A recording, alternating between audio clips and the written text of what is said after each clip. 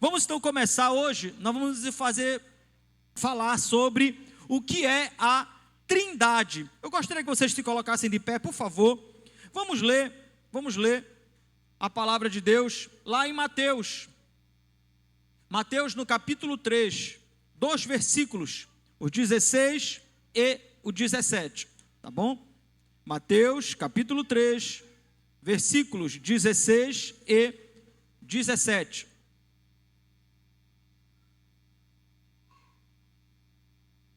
Que dizem assim: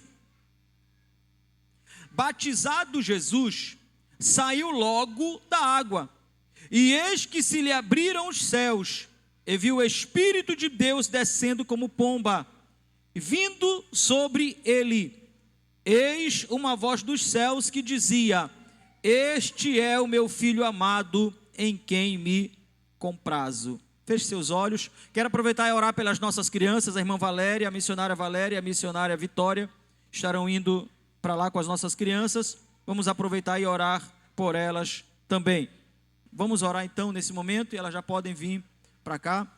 Amado Deus e eterno Pai, muito obrigado, Senhor, por estarmos aqui nesta noite, te adorando, te engrandecendo, e agora, Senhor, estaremos meditando na Tua palavra, que o Senhor possa abrir o nosso entendimento, a nossa compreensão, que o Teu Espírito Santo, que é o nosso mestre por excelência, possa nos ensinar, nos guiar em toda a verdade. Ser conosco nesta noite, Pai. Abençoa nossas crianças que aqui estão, que estarão indo agora lá para a salinha. Abençoa a tia Valéria, abençoa a tia Vitória. Ser com elas, Senhor. Aquelas crianças que não puderam vir porque estão enfermas, Pai, que sejam curadas, que sejam alcançadas pela cura divina, em nome de Jesus. Nós te agradecemos. Amém e amém. Então as nossas crianças estão indo lá para trás. Vamos estar aqui meditando na palavra do Senhor. Gente, então, como vocês sabem, nós estamos estudando, e eu pedi que os irmãos lessem, né? Estamos baseando nossos estudos no livro de Wayne Grudem, Bases da Fé Cristã. Então nós estudamos o capítulo 1, pulamos agora para o capítulo 3, tá bom? Que será a base do nosso estudo de hoje, com o tema: o que é a Trindade? Tá? O que é a Trindade? E aí eu quero começar lendo, talvez não dê para todos lerem aí, mas tem no livro que eu mandei no PDF lá para vocês, tá bom? E ele vai dizer o seguinte: às vezes, as pessoas usam 3 nomes diferentes quando se referem a Deus: Deus Pai, Jesus Cristo e Espírito Santo. Mas esses são mais do que simplesmente nomes diferentes para uma mesma pessoa. Eles são de fato os nomes de 3 pessoas muito distintas. Entretanto, embora Deus Pai, Deus Filho, Jesus e Deus Espírito Santo coexistam eternamente como 3 pessoas distintas, há apenas um Deus. Essa é a chamada de doutrina da Trindade.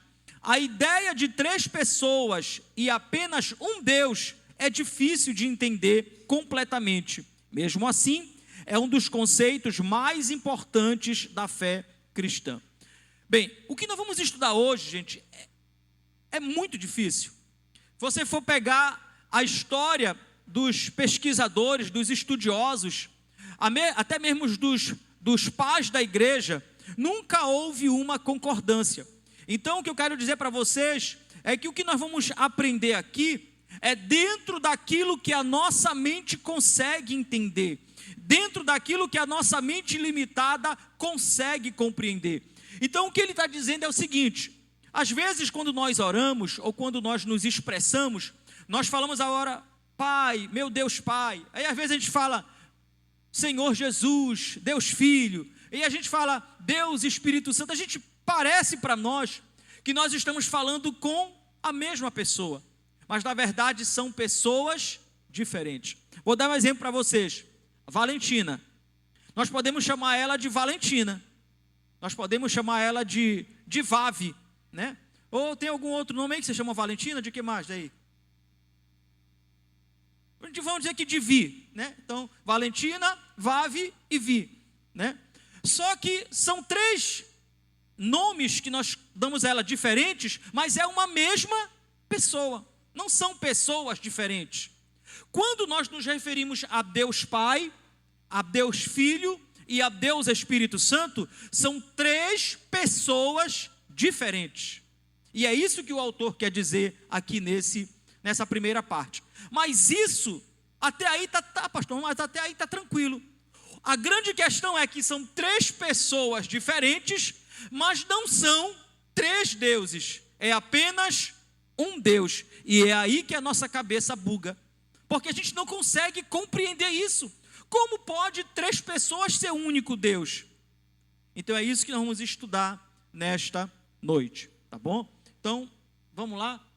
Bem, a primeira coisa que eu quero mostrar para vocês é que uma coisa é a Trindade, outra coisa é a doutrina da Trindade. São 2 coisas diferentes.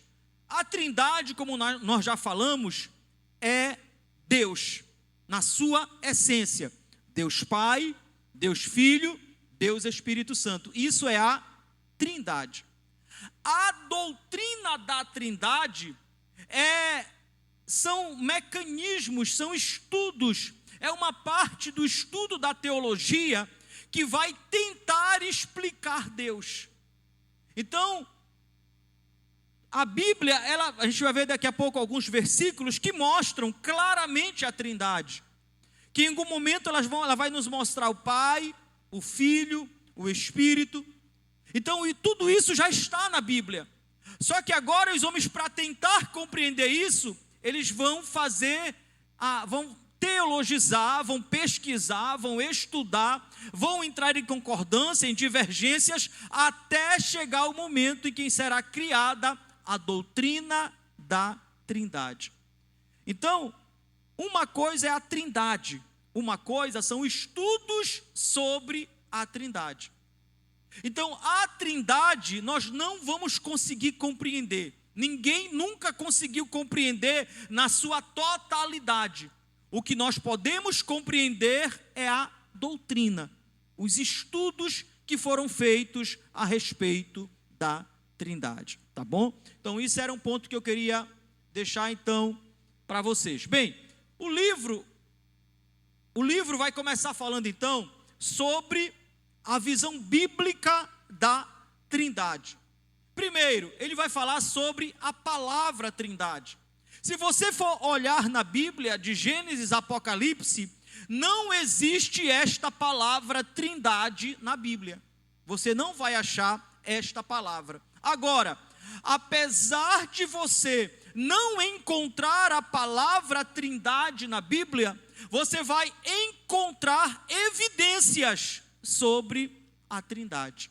Então, a palavra não existe, mas a ideia, a manifestação da Trindade, de Deus Pai, de Deus Filho e de Deus Espírito Santo, sim, nós podemos encontrar. E aí eu coloquei aí algumas passagens em que nós podemos verificar a presença da Trindade. Poucas no Antigo Testamento, até porque o Antigo Testamento para os judeus era um único Deus, um único Senhor. Deus ainda estava naquela revelação que nós chamamos de revelação progressiva. Deus foi se dando a conhecer, Deus foi se fazendo conhecer ao decorrer do tempo. Agora, no Novo Testamento não, nós encontramos muitas passagens que falam da Trindade. A primeira está aí, Gênesis 1:26, quando ele vai dizer o seguinte: também disse Deus, façamos o homem conforme a nossa semelhança. Veja, vai dizer, façamos, Deus disse, façamos. Você não vê que parece que há um erro de concordância? O correto seria o seguinte: disseram os deuses, façamos.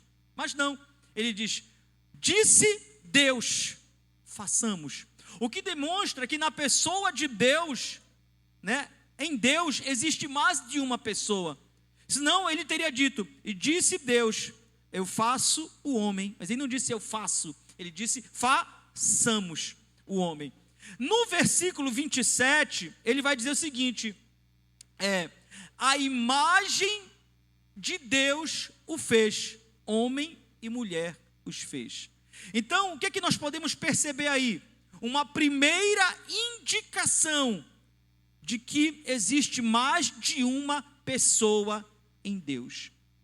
Quando a gente vai, e aí para o versículo que nós lemos lá no início, é talvez um dos mais claros para a gente, que é exatamente o batismo de Jesus, né? E ele vai dizer o que lá no batismo de Jesus? Que quando Jesus, lá em Mateus, está aí 3, 16 e 17, que quando Jesus saía da água após ser batizado, o que aconteceu? O Espírito veio em forma corpórea de uma pomba e repousou sobre ele. E ouviu uma voz do céu que dizia: este é o meu filho amado, em quem me comprazo. Então, claramente no batismo de Jesus, nós podemos ver a Trindade. Jesus sendo batizado, o Espírito descendo na forma corpórea de uma pomba, e o Pai do céu que dizia: este é meu filho amado, em quem me comprazo. Então essa é uma evidência muito clara da distinção do Pai, do Filho e do Espírito Santo.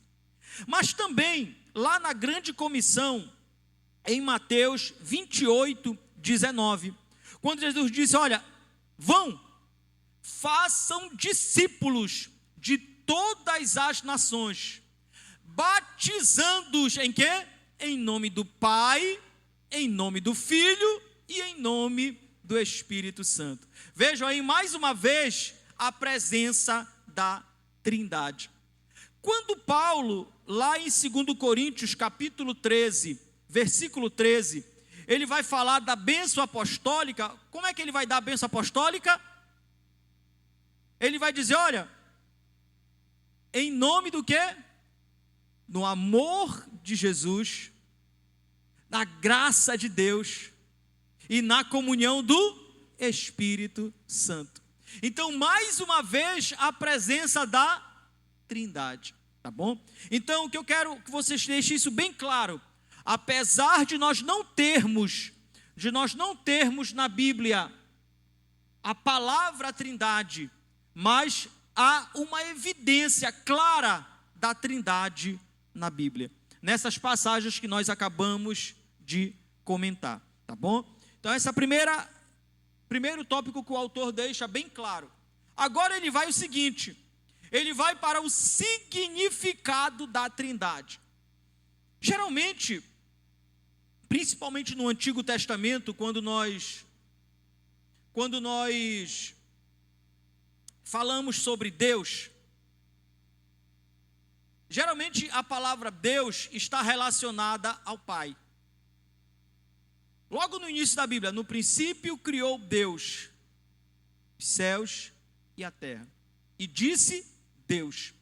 Geralmente, quase na sua maioria, quando se fala em Deus, está se referindo ao Deus Pai, tá bom? Porém, nós temos uma outra pessoa, que é o Deus Filho, ou Jesus.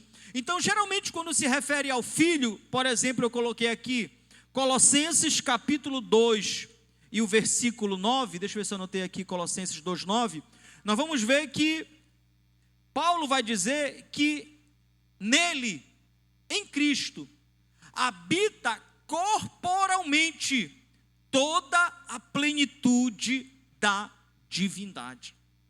Ou seja, o que ele está dizendo é que Cristo é divino, Cristo é o próprio Deus. Mas não é só isso. Lá em João, no capítulo 20 e no versículo 28, quando Tiago duvida de que Jesus havia ressuscitado, Jesus aparece a Tiago.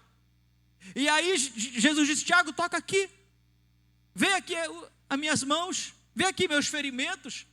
E aí Tiago diz: Senhor, Senhor meu e Deus meu.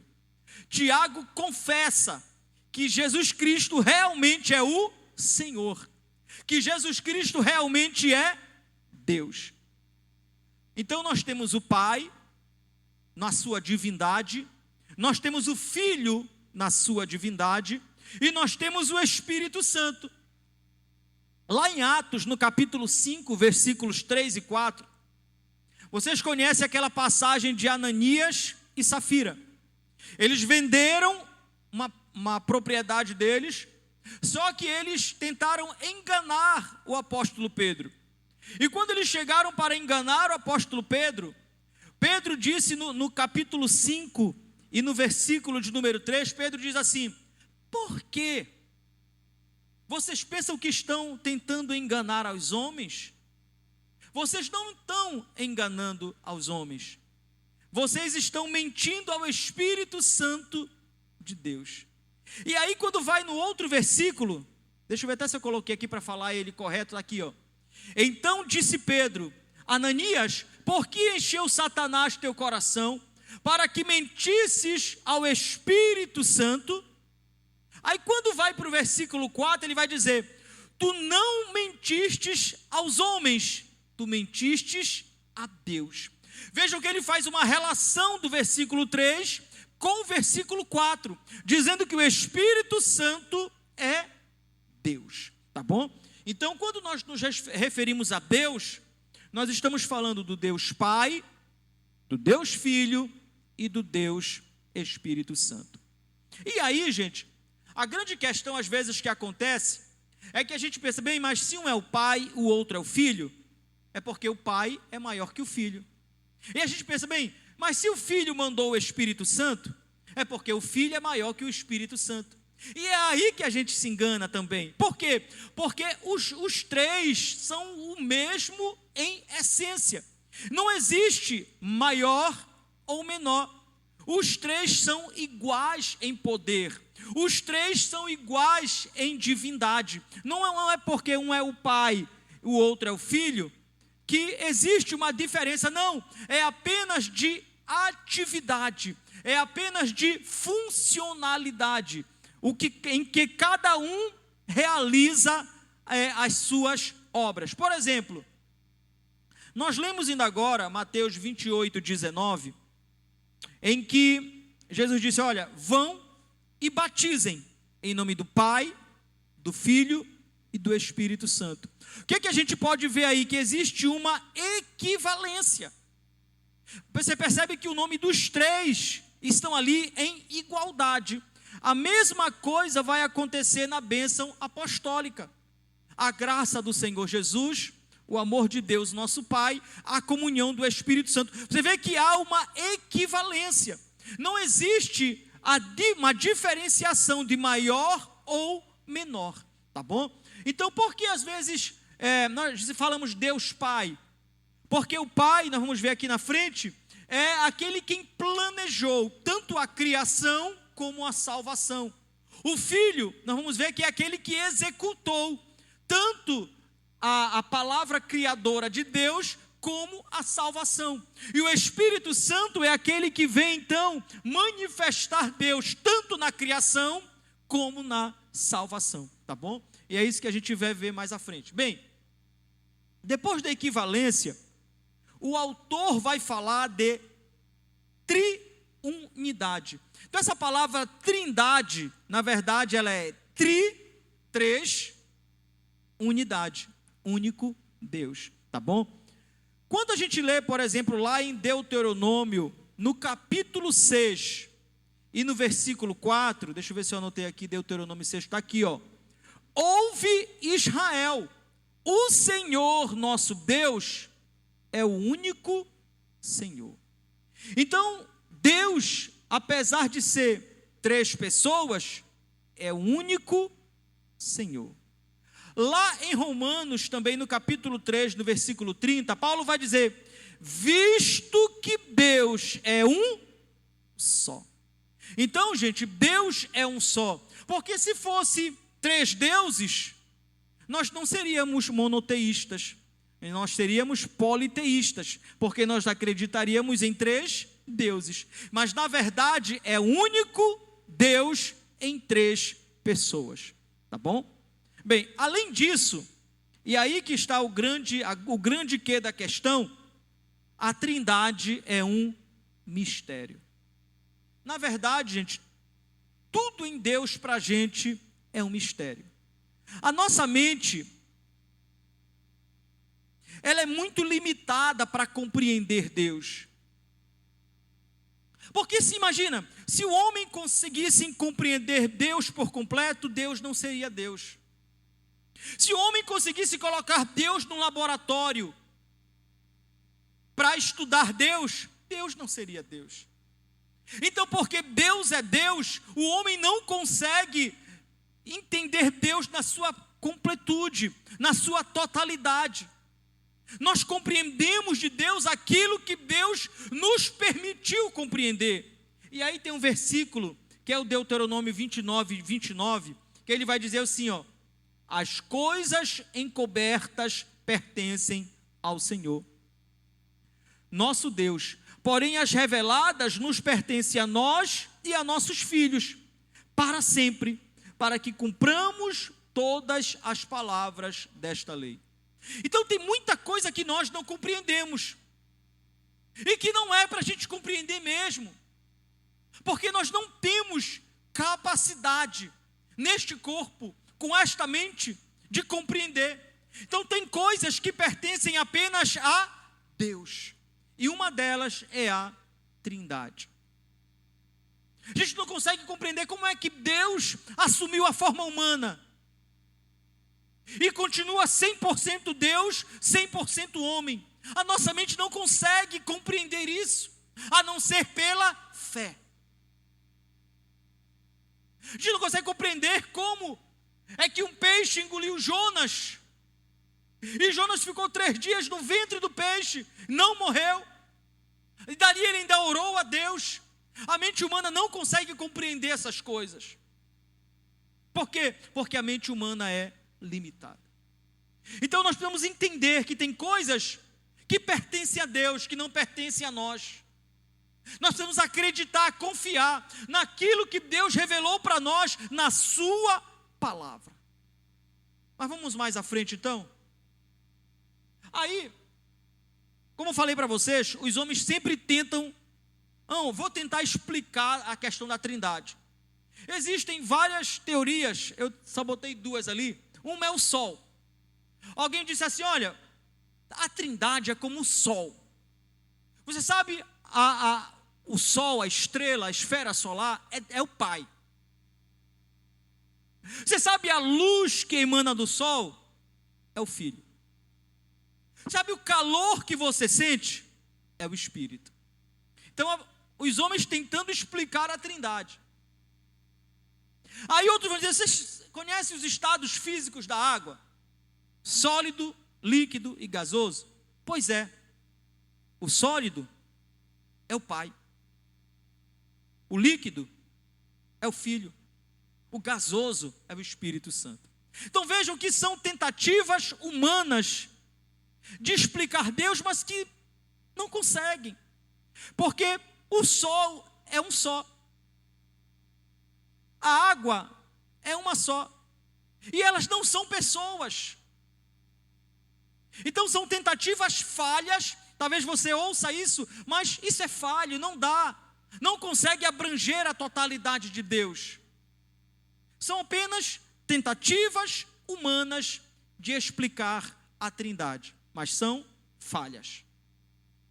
Bem, agora o autor vai passar para os papéis distintos da Trindade. Eu já falei por alto para vocês, mas vejam só, na criação, o Pai era o arquiteto, era aquele que dava a palavra criadora. Então ele vai dizer lá em Gênesis 1:2, né? 1:3. 1:3. Ele vai dizer: e disse Deus, haja luz. Então o Pai era como o arquiteto, aquele que planejou a criação. O Filho foi quem executou. Então, lá em João, no capítulo 1 e no versículo 3, João vai dizer: todas as coisas foram feitas por ele, e sem ele, nada do que foi feito se fez. Então, o Filho era aquele quem executava. E o Espírito? O Espírito apoiava e manifestava Deus na criação. O versículo 2 vai dizer que a terra era sem forma e vazia, e havia trevas sobre a face do abismo, e o Espírito de Deus pairava sobre a face do abismo. Então, o Espírito era que manifestava a presença de Deus, mas tanto o Pai, quanto o Filho, quanto o Espírito Santo estavam presentes na criação. Pastor, e na nossa salvação também? Tanto o Pai, quanto o Filho e o Espírito, os três trabalham na salvação, para que todas as pessoas sejam salvas. Por exemplo, João 3,16, ele vai dizer o quê? Que Deus amou o mundo de tal maneira que deu o seu Filho unigênito, para que todo aquele que nele crê não pereça, mas tenha vida eterna. O 17 vai dizer o quê? Porque Deus enviou o seu Filho ao mundo, não para que condenasse o mundo, mas para que o mundo fosse salvo por ele. Então o Pai foi aquele que deu o Filho, foi aquele que enviou o Filho para salvar a humanidade. E o Filho Jesus? O Filho foi aquele que se entregou, foi aquele que se doou por cada um de nós. Então o Pai envia, mas o Filho foi quem se entregou. Hebreus capítulo 10, eu acho que eu anotei aqui também, só para, está aqui ó, Hebreus capítulo 10, versículo 10, ele vai dizer assim: nessa vontade é que temos sido santificados, olha só, mediante a oferta do corpo de Jesus Cristo, uma vez por todas. Então Cristo se ofertou por nós, Cristo se ofereceu por nós. Em João 10:18, Jesus vai dizer o seguinte, vou ler desde o 17, por isso o Pai me ama, porque olha o que Jesus disse, eu dou a minha vida para a reassumir. O 18 ele vai dizer, ninguém a tira de mim, pelo contrário, eu espontaneamente a dou. Então vejam, a gente fala, os soldados romanos bateram em Jesus, coitado de Jesus, os homens condenaram Jesus, coitado de Jesus. Não, irmãos, Jesus se entregou, Jesus se doou, ele veio para isso, foi para isso que ele foi enviado, e foi isso que ele fez, foi isso que ele veio cumprir. Ninguém tirou a vida de Jesus, ele mesmo se entregou, tá bom? E o Espírito Santo então? O Espírito Santo agora, ele veio concluir a obra da salvação. João 16:8. Quando ele vier, convencerá o mundo o quê? Do pecado, da justiça e do juízo. Então veja que o Espírito Santo agora é quem age na vida das pessoas. Quando você anuncia Jesus, que Jesus salva, que Jesus liberta, que Jesus transforma, é o Espírito Santo quem usa estas palavras e vão como flecha no coração, na mente das pessoas, para que elas sejam salvas. Porque sem o Espírito Santo, irmãos, qualquer palavra é vazia, qualquer palavra não faz sentido algum. Então, só o Espírito é quem pode esclarecer a pessoa que ela precisa de salvação, que ela precisa de Jesus, que ela precisa ser transformada, tá bom? Então, os papéis distintos da Trindade. Bem, por fim, unidade e diversidade. Como falei para vocês, Deus é um só que ele opera na diversidade. Cada pessoa da Trindade desempenha um papel, desempenhou na criação, desempenha na salvação. Então, diferentes funções, mas existe uma igualdade. Um não é maior que o outro, um não é superior ao outro, eles são iguais. E isso serve de um fundamento para nós. Onde é que nós podemos encontrar isso, por exemplo? E aí nós temos o primeiro, no casamento. Quando o apóstolo Paulo vai dizer o seguinte, que deixará o homem seu pai e sua mãe, e unir-se-á a sua mulher. E serão os dois o quê? Uma só carne. Então, vejam que existe uma função transmitida da Trindade para nós. E não é só isso. Também na igreja, lá no capítulo 1 Coríntios 12, Paulo vai dizer que apesar de nós sermos muitos, o corpo, muitos membros, mas na verdade eles fazem parte de um único corpo. Então, isso também é unidade. Cada um de nós tem uma função, cada um de nós tem um papel no corpo de Cristo. Nós somos pessoas diferentes, somos ou não somos? Somos, mas fazemos parte de um único corpo. Então isso é a unidade e a diversidade que existem no mundo. É simplesmente um reflexo da unidade e diversidade existente no seio da Trindade. Então, de maneira bem básica, foi isso o que o autor quis transmitir para nós, através da doutrina da Trindade. Então, eu imagino que hoje, se vocês leram um livro, ou quem não leu, eu convido você a ler esse livro, que você vai entender tudo o que foi falado aqui. Não adianta a gente se aprofundar em muitas coisas, mas que vocês conseguirem entender isso, o básico, já será muito importante, para que vocês não sejam levados por qualquer vento de doutrina. Então, Deus é um só, em 3 pessoas. São iguais, só que desempenham funções diferentes. Tá bom?